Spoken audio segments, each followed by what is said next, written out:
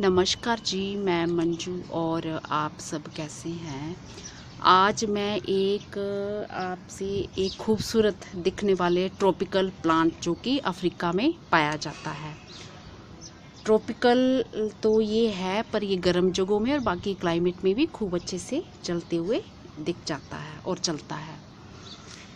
तो ये गर्म इलाकों में खूब अच्छे से चलता है, केयर इसकी ज़्यादा नहीं करनी पड़ती। इसको फुटबॉल लिली के नाम से जाना जाता है और इसे अफ्रीकन ब्लड लिली के नाम से भी जाना जाता है और इसे पाउडर पफ लिली के नाम से भी जाना जाता है।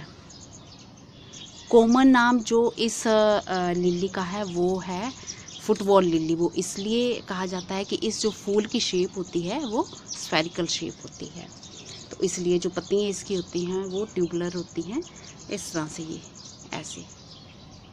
तो ये बड़ी दूर से प्लांट्स मेरे लिए आए हैं, बेंगलोर से आए हैं और इतना लंबा सफ़र करके आए हैं, तो ये फूल की थोड़ी शेप भी ख़राब हो गई है। तो ये फूल जो इसका है वो समर में खिलता है और 1 से 2 हफ्ते तक ये टिका रहता है। तो एक प्लांट में एक सीज़न में एक ही फूल लगता है। इसको सीड से भी ग्रो कर सकते हैं, बल्ब से भी ग्रो कर सकते हैं, और जैसे अब मैं ये प्लांट से जैसे बना हुआ ग्रो करूँगी इस तरह से भी ये ग्रो कर सकते हैं। ये आप देख रहे हैं ऐसे, ये इस तरह से। तो ये जो है जंगलों में भी खूब अच्छे से अपने आप ही उगे हुए मिल जाते हैं, इसलिए इनको जो खाद वगैरह की ज़रूरत होती है, मिट्टी इनकी सॉफ्ट होनी चाहिए। पत्तियों वाली जो खाद कंपोस्ट इनको बहुत ही बढ़िया लगती है। तो वैसे आपके पास कोई भी वो गोबर की खाद हो, गोबर की खाद आप मिक्स कर सकते हैं और ऑर्गेनिक कंपोस्ट जो पत्तियों की खाद बनी होती है वो भी आप इसमें इस्तेमाल, क्योंकि वो इसे बहुत पसंद है। तो जो ठंडे जगहों वाले मेरे भाई बहन हैं, तो वो जब इसे पतझड़ का मौसम आता है, इसके बल्ब को वो सेव कर सकते हैं और उसके बाद अर्ली स्प्रिंग वो इसे ग्रो कर सकते हैं। तो इसे ग्राउंड में भी लगाया जाता है और इसे आप किसी भी तरह के पॉट में भी ग्रो कर सकते हैं और इसे इंडोर भी रख सकते हैं और आउटडोर भी। तो इंडोर तो आपको पता ही है कि किस तरह से, जैसे जिस जगह में धूप आती हो उन जगह पे इन्हें रखना चाहिए, तो खूब अच्छे से चलते हैं। पर इनको डायरेक्ट सनलाइट, धूप तो इन्हें बहुत पसंद है, पर डायरेक्ट सनलाइट में इन्हें बहुत लंबे टाइम तक नहीं रखना चाहिए। जैसे सुबह की कुछ धूप मिल जाती है तो वो इनके लिए अच्छी रहती है। तो बस यही केयर के नाम से करना है। तो अब मैं इसको लगाऊंगी। तो ये जो मिट्टी है ये मेरे गार्डन की, जैसे कि मैंने पत्तियों की खाद वगैरह बनाई होती है और किचन वेस्ट का जो भी सब्जियां निकलती हैं, तो ये अच्छी मिट्टी है। इसमें आप थोड़ी सी रेत भी मिला सकते हैं। तो इस तरह से बस ये लगाना बहुत ही आसान है। ये देखा आपने, ये बल्ब ऐसे, ये इस तरह से, तो उन्होंने उखाड़ के जैसे दिया होगा, ये ऐसे होता है इस तरह से। और ये इसका फूल होता है। तो अब बस सीधे ऐसे ही लगा देना आपने, ये ऐसे गड्ढा करके थोड़ा इस तरह से ऐसे रख देना बल्ब। ये फूल देखा कितना सुंदर लग रहा है।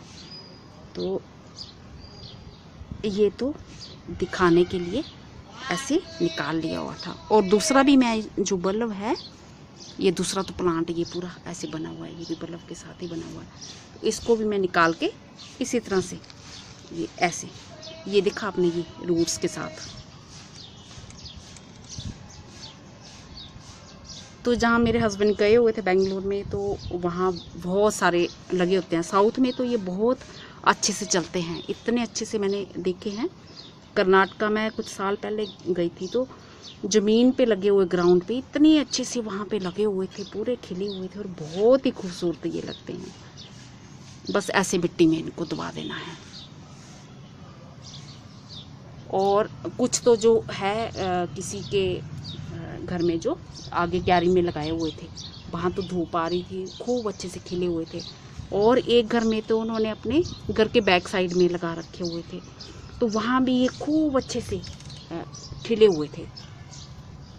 ये पूरे फूल ही फूल यही दिख रहे थे, इतने सुंदर ये खिले हुए थे। और ये सीड से भी ग्रो हो जाते हैं। सीड तब जब इनका पक जाए, रेड कलर का हो जाए, तो तब आपने ग्रो करना है। और सीड से ग्रो करने के लिए जब सीड के ऊपर जो पल्प होता है वो पूरा आपने अच्छे से हटा लेना है। और सीड जो इसका होता है वो बहुत ही सॉफ्ट होता है, तो उसे बहुत ही केयरफुली आपने मिट्टी के ऊपर रखना है, ज़्यादा गहरे से नहीं दबाना है। क्योंकि अगर ज़्यादा गहरे से दबाएंगे और फिर वो मिट्टी का भार, जब स्प्राउटिंग होगी तो मिट्टी का वो भार भी सहन करना उसके लिए मुश्किल होता है। इसलिए उसको बिल्कुल हल्के से ऊपर रखना है, और हल्का सा ऊपर कोई सॉफ्ट जैसे कोकोपीट वगैरह या इस तरह से ऊपर डाल दिया, ताकि उसकी स्प्राउटिंग में हेल्प मिले। जहाँ हल्की सी मिट्टी डाल दी।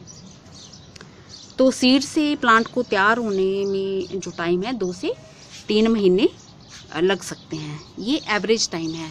मैंने तो ग्रो किया नहीं है सीड से, पर जो जिसके बारे में मैं जो जानती हूँ वो मैं जानकारी दे रही हूँ। तो पानी की जो इसे है कम ज़रूरत होती है। अब हमने इसे पानी डाल देना है। अब तो हमने लगाया ही है, अब तो हम ये पानी डाल देंगे इसमें। तो इसका जो फूल होता है, ये देखो इतना बड़ा फूल है, और इस एक फूल में ढेरों छोटे छोटे फूल हैं इसमें, बहुत ही खूबसूरत है। तो मेरे भाई बहन, ये एवरग्रीन पेरिनियल जो है प्लांट है, ये एक बार आप लगा दोगे तो ये हमेशा आपके घर में बना रहेगा। बस जो मैंने ठंडी जगह वाले जो मेरे भाई बहन हैं उनके लिए जो चीज़ बताई है, तो इसे अब मैं छाया में रख दूंगी। और जब मुझे लगेगा कि जड़ें इसकी जो अपनी इसकी बल्ब की जड़ें हैं उन्होंने इस मिट्टी में अपनी पकड़ बना ली है, तो फिर मैं इसे धूप और छाया वाली जगह में, जहाँ पे सुबह की धूप आती हो, वहाँ पे रखूँगी। और पानी इसे कम देना है, ज़्यादा पानी नहीं देना है, क्योंकि अभी तो हमारी मिट्टी बिल्कुल सूखी थी, तो एक बारी तो हमने उसे गिल्ला करना है। और जो वेल ड्रेन्ड सॉइल होनी चाहिए, ड्रेनेज सिस्टम इसका अच्छा देना है, नीचे पॉट पे फूल भी अच्छे से देना है। और फर्टिलाइज़र की बात करूँ तो जब एक बारी जब हम मिट्टी में लगाते हैं, तब तो आप अच्छे से मिट्टी में जो है कंपोस्ट डालिए, गोबर की खाद डालिए। और बाकी जब इसकी ग्रोथ हो रही हो स्प्रिंग सीज़न में, आप फिर इसमें लिक्विड फर्टिलाइज़र का इस्तेमाल कर सकते हैं, और समर में इसके फूल आना स्टार्ट हो जाते हैं। तो होप करती हूँ कि आपको ये मेरा वीडियो पसंद आया होगा, और जो मेरे भाई बहन फुटबॉल लिली को लगाना चाहते हैं वो इसे लगा सकते हैं। धन्यवाद जी, शुक्रिया, नमस्ते।